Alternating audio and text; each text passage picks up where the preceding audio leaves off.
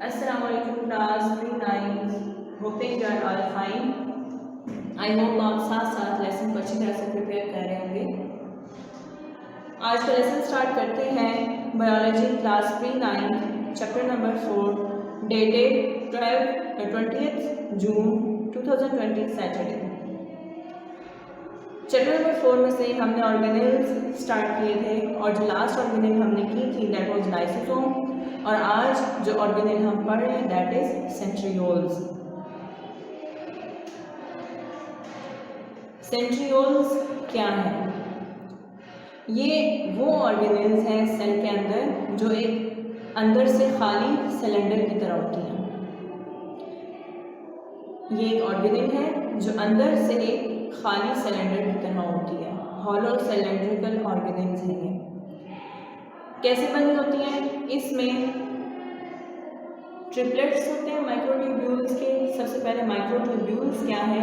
Microtubules tube like structure होते हैं, बहुत छोटे छोटे, जो कि प्रोटीन से बने होते हैं। इस प्रोटीन का नाम क्या है? Tubulin. So microtubules tubulin, microtubules tubulin protein से बने होते हैं।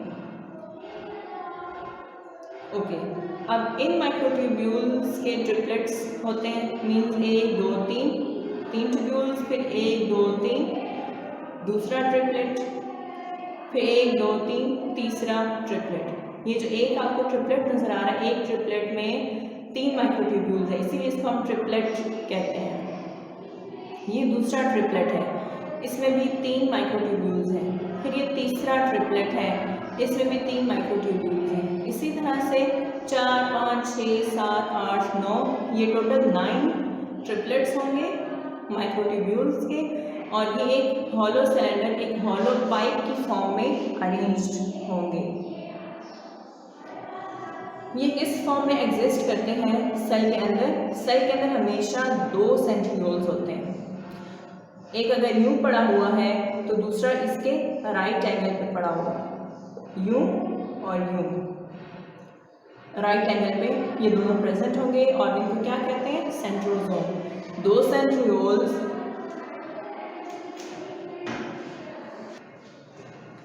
सेल के अंदर 2 सेंट्रियोल्स प्रेजेंट होते हैं पेयर के फॉर्म में, एक दूसरे के साथ 90 डिग्री का एंगल बनाते हैं, और उन 2 सेंट्रियोल्स के पेयर को क्या कहते हैं? सेंट्रोसोम। क्या कहते हैं? सेंट्रोसोम।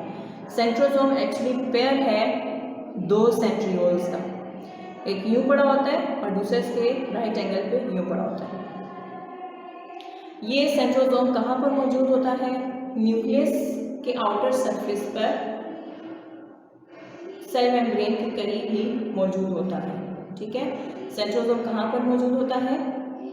सेल का जो एक्सटीरियर की तरफ सरफेस है सेल मेम्ब्रेन की तरफ, ये उस साइड में मौजूद होता है। अभी हम इसको देख भी लेंगे। इसका फंक्शन क्या है, किस काम के लिए ये मौजूद है?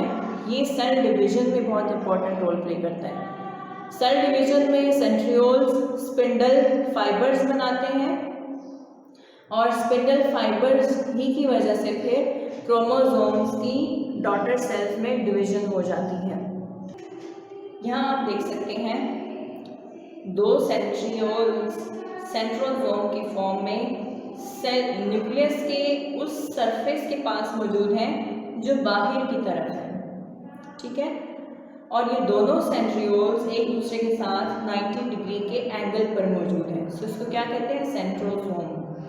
सेंट्रोसोम का फंक्शन क्या है? स्पिंडल फाइबर बनाता है। ये जो आपको थ्रेड लाइक स्ट्रक्चर्स नजर आ रहे हैं जो क्रोमोसोम्स के साथ जुड़े हुए हैं, इन थ्रेड लाइक स्ट्रक्चर्स को क्या कहते हैं?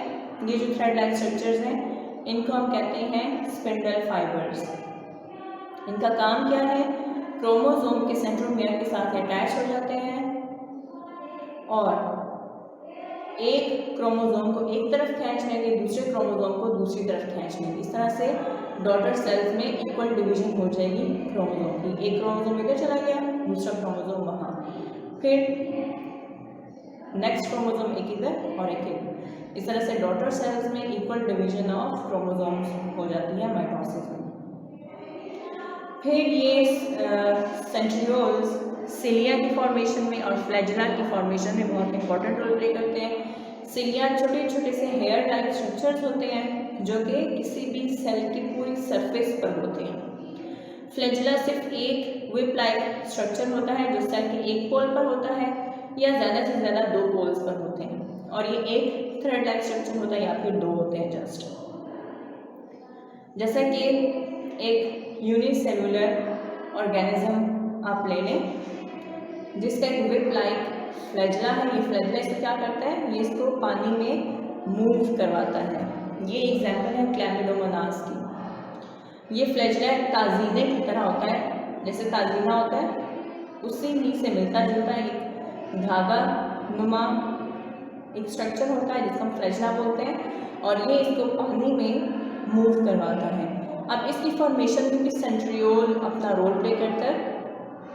सेंट्रियोल अगर ना हो तो इस फ्लैजिला की फॉर्मेशन नहीं हो सकती। इस तरह से कुछ माइक्रो ऑर्गेनिजम्स हैं जिनके पूरे के पूरे सेल की सरफेस के ऊपर छोटे छोटे से सिलियाज होते हैं। फॉर एग्जांपल पैरामीशियम आप ले लें, आपको चैप्टर नंबर 1 में उसकी फिगर भी दी गई थी, तो उसी को आप रिकॉल करें। उसके पूरे सेल की सरफेस के ऊपर सिलिया होते हैं, छोटे छोटे से बाल आप इमेजिन कर लें। उनकी फॉर्मेशन में भी ये सेंट्रियोल्स ही अपना रोल प्ले करते हैं, क्योंकि ये जो फ्लैजिला है ये ट्यूब्यूल्स से बना होता है, और ट्यूब्यूल्स कहाँ से ओरिजिनेट होते हैं, ट्यूब्यूल्स सेंट्रियोल्स में से ओरिजिनेट होते हैं। अभी हमने पढ़ा था ये जितने भी आपको स्पिंडल फाइबर्स नजर आ रहे हैं ये ट्यूब्यूल्स हैं, और हमने स्टार्टिंग में पढ़ लिया था कि ये जो 9 ट्रिपलेट ऑफ माइक्रो ट्यूब्यूल्स हैं ये ट्यूबुलिन प्रोटीन से बने होते हैं, इसलिए ये फर्दर ट्यूब्यूल्स की फॉर्मेशन में हेल्प करते हैं। ये स्पिंडल जो है ये भी ट्यूबुलिन प्रोटीन ही की बनी होती है, और फ्लैजिला में भी ट्यूबुलिन प्रोटीन इन्वॉल्व होती है। सो दैट्स वाई फ्लैजिला की फॉर्मेशन में और सिलिया की फॉर्मेशन में सेंट्रोजोम का बहुत इंपॉर्टेंट रोल होता है। सिलिया भी माइक्रो ऑर्गेनिज्म को पानी में मूव करवाते हैं। So that was all about our today's lesson, that was centrioles. उसका स्ट्रक्चर कैसा होता है, फॉर्मेशन कैसी होती है, उसकी साफ्ट कैसी होती है, और उसका फंक्शन क्या है, कहाँ कहाँ उसका फंक्शन होता है। सो बेसिकली 2 कैटेगरीज आपने याद रखनी होती है, स्ट्रक्चर और फंक्शन। आई होप आज का लेसन आपको समझ आ गया होगा। इंशाल्लाह नेक्स्ट लेसन में नेक्स्ट टॉपिक के साथ हम अगेन मिलेंगे। तब तक के लिए अपना ख्याल रखिएगा, दुआ में याद रखिएगा। अल्लाह हाफिज़।